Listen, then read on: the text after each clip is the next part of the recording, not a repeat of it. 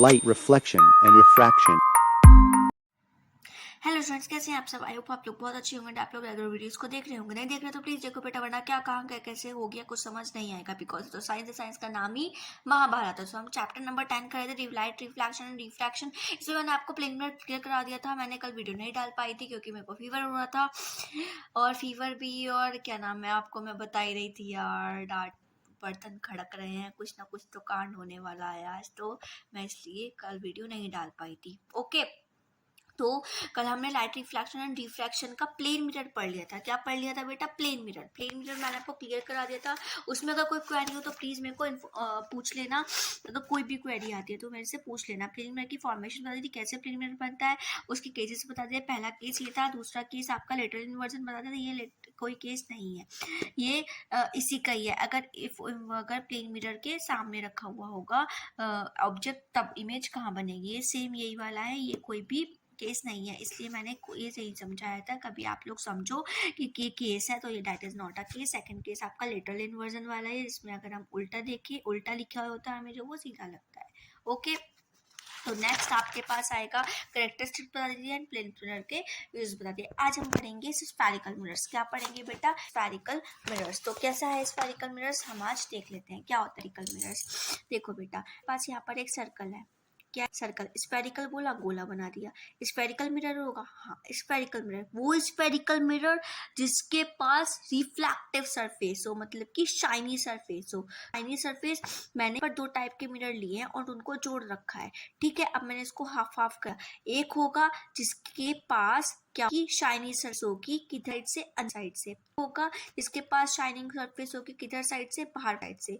जो ये खराब डैमेज कांटे से बना दिए, इट मीन से शाइनी सरफेस नहीं है, इसकी मिरर की बैक साइड है। और यहाँ से बिल्कुल स्मूथ सरफेस दिख रही है। ये कौन सी साइड है? ये वाली साइड है। कौन सी वाली? आगे वाली, जहाँ से शाइनिंग सरफेस है, जहाँ से कोई भी चीज रिफ्लेक्ट होकर वापस जा सकती है। और ये वाली, ये क्या है? ये वाला क्या है? हाफ वाला। ये अंदर वाला कैसा है? यहाँ पर ये कैसा आपके पास मिलेगा आप लोगों को? बिल्कुल नॉन शाइनिंग, यहाँ पर खुरदुरा पार्ट होगा। और बाहर वाला कैसा होगा? बिल्कुल स्मूथ, मतलब यहाँ पर क्या हो सकता है? यहाँ पर शाइन सकता है। तो आउटसाइड हो गया, दैट इज इनसाइड हो गया। क्या है? शाइनी। क्या है ये? अगर इनसाइड से शाइनी होता है तो दैट इज कौन सा मिरर होगा? कॉनकेव। कौन सा होगा? कॉनकेव। अगर अंदर से शाइनी होता है, अगर बाहर से शाइनी होता है तो कैसा होगा बेटा? कॉन्वेक्स। कैसा होगा? कॉन्वेक्स। एससी तो सुना ही होगा, सेचुरल ट्राइब्स, सबको पता हो। सेचुरल कास्ट होती है आउटसाइड, बाहर के लोग हैं, कहीं बाहर से आए हुए हैं। अगर बाहर से आए हुए हैं तो कॉन्वेक्स, और अगर अंदर से आए हुए हैं, हमारे इंडिया के ही हैं, तो कॉनकेव। क्लियर बात? समझ आई? इतना क्लियर है? ओके।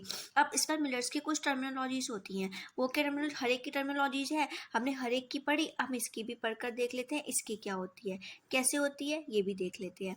दैट इज द, कौन सा मिरर है आपके पास? कॉन्वेक्स का है ये वाला, कॉन्वेक्स। ये वाला कौन सा है? कॉनकेव। कैसा है? कॉनकेव। कैसे पता चला?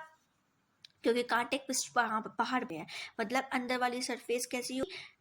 स्मूथ होगी, शाइनी होगी। शाइनी किसका है? कॉनकेव। इसकी अंदर वाली सरफेस कैसी है? कांटे भरी। तो बाहर वाली कैसी होगी? आउटसाइड वाली कैसी होगी? शाइनी है। तो ये अंदर वाली सरफेस यहाँ पर कैसी है? अंदर वाली सरफेस कैसी है? कांटे भरी। बाहर वाली कैसी है आपके पास? स्मूथ। तो स्मूथ है तो ये वाली बाहर वाली कौन सी हो जाएगी? जहाँ पे आउटसाइड होती है, आउटसाइड वाली शाइनी होगी, तो वो कौन सा हो जाएगा बेटा? कॉन्वेक्स। क्लियर बात? समझ आई? Convex, concave. कॉन्वेक्स बाहर वाली शाइनी, कॉनकेव अंदर वाली शाइनी। क्लियर? अब इसमें कुछ टर्मिनोलॉजीज है, हम देख लेते हैं क्या टर्मिनोलॉजीज है। अगर किसी भी मिरर का बिल्कुल बीच वाला पार्ट, इसको बोला जाता है बेटा पोल। क्या बोला जाता है? पोल। चाहे कॉन्वेक्स की बात ले लो, चाहे वो कॉन्वेक्स की बात ले लो, क्या बोला जाएगा? पोल। हमेशा हम इसको पोल बोलेंगे। क्लियर बात? इस पूरे में जो सर्कल होगा, कौन सा होगा सर्कल? इमेजिन कर रहे हैं सिर्फ और सिर्फ आपको। अगर इमेजिन नहीं करना आप लोगों को, की चूड़ी लेना, मम्मी की चूड़ी से आपका काम हो जाएगा। बचपन में क्या करते थे ना, मम्मी की चूड़ी ले देते और सर्कल बनते थे, और मम्मी लो या फिर तोड़ कर देते थे, क्योंकि रोटे को तोड़ने में बड़ा मजा आता है।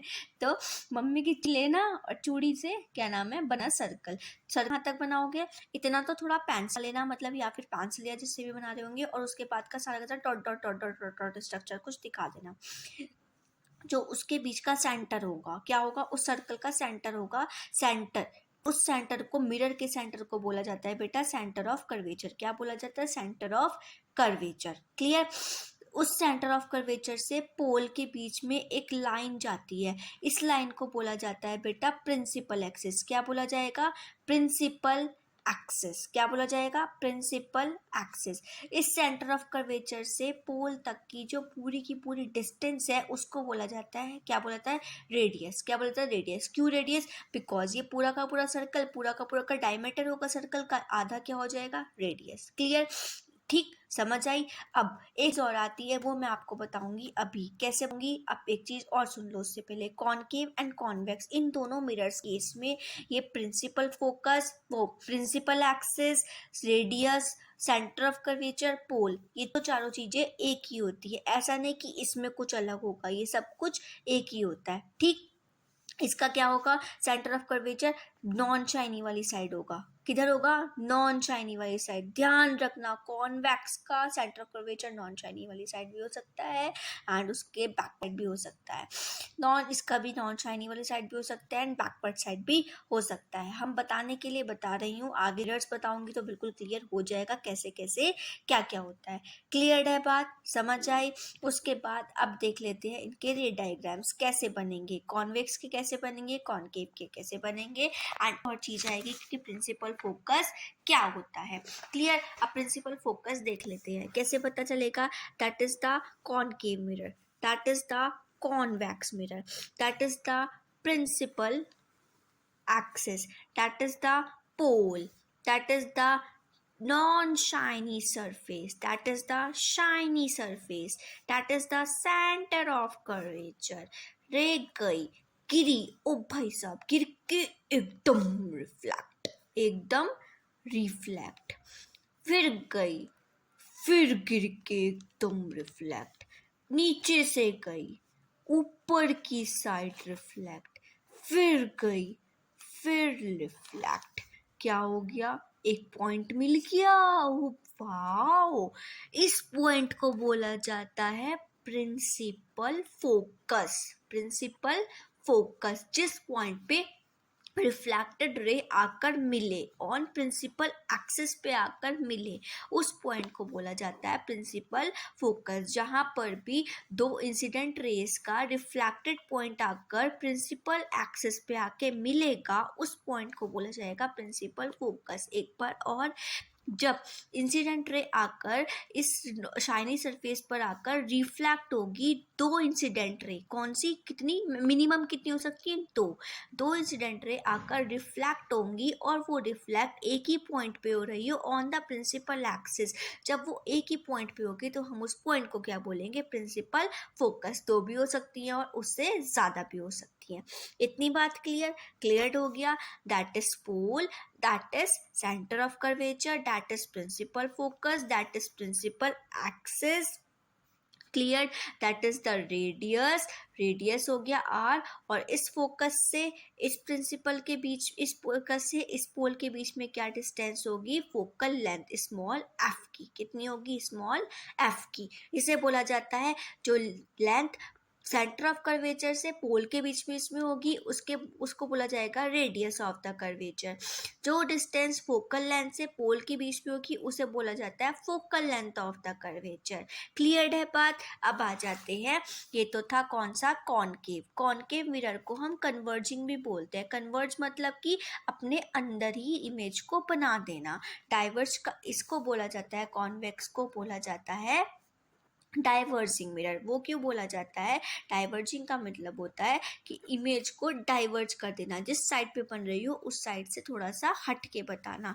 तो that is the convex mirror. Convex mirror का that is the non shiny part, that is the shiny part, that is the pole, that is the principal axis, that are the incident rays which are act as a which are placed on shiny surface of the convex mirror that can reflect it like that। ये कैसे reflect होगी? ऐसे reflect होगी।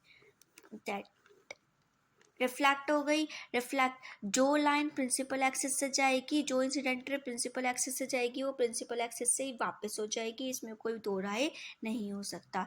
जो line और कोई surface से जाए और किसी पार्ट पर जाएगी या इधर जाएगी, प्रिंसिपल एक्सिस से नीचे जाए या प्रिंसिपल एक्सिस से ऊपर जाए, वो कहीं भी रिफ्लेक्ट हो सकती है, ठीक है। लेकिन किसमें, कॉन्वेक्स में कुछ इस टाइप से होगी, कुछ ये वाली ऐसे हुई, ये वाली ऐसे हुई। क्लियर है बात, समझ आई। अब ये यहाँ पर आकर दिखती हुई मिलेगी ऐसे ऐसे ऐसे, ओके क्लियर।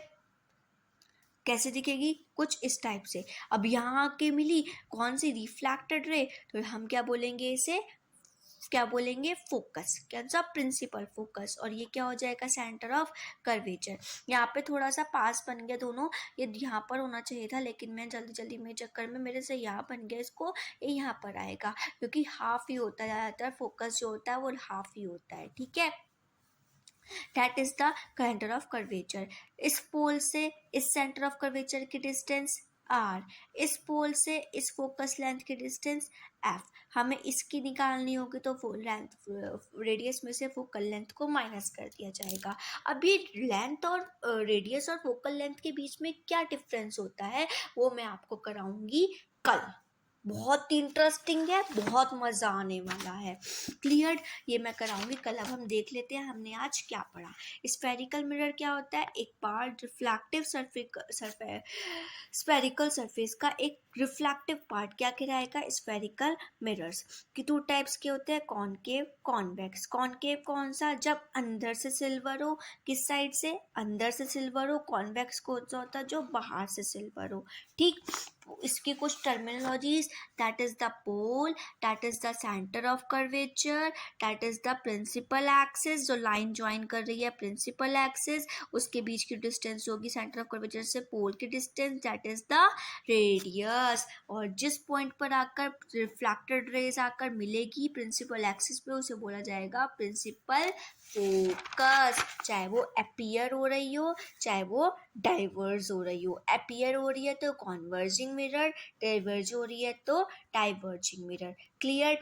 ये मैंने कराया आज। कल हम पढ़ेंगे relation between focal length and radius of curvature.